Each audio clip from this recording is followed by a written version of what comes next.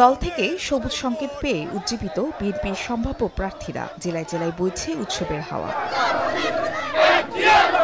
মঙ্গলবার সকালে চট্টগ্রাম সাতক্ষীরায় বিএনপি প্রার্থীদের বাসভবনের সামনে ভিড় করেন নেতাকর্মী ও সমর্থকরা। ফুল দিয়ে শুভেচ্ছা জানানোর পাশাপাশি একে অপরের সঙ্গে কুশলাদি বিনিময় করেন।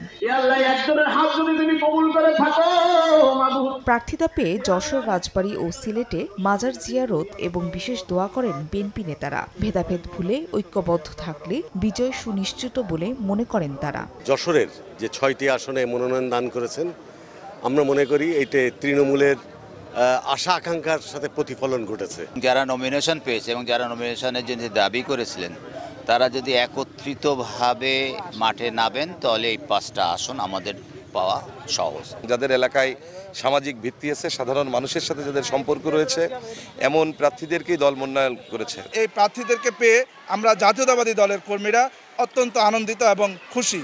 সোমবার চট্টগ্রামের 16টি আসনের মধ্যে 10 সম্ভাব্য প্রার্থীর নাম ঘোষণা করে বিএনপি। অন্যদিকে যশোরের 6টি আসনের 5টিতে প্রার্থী ঘোষণা করা হয়েছে। নতুন মুখ হিসেবে প্রার্থী তালিকায় জায়গা করে নিয়েছেন ছাত্রদলের সাবেক সভাপতি কাজী রওনকুল ইসলাম শ্রাবণ।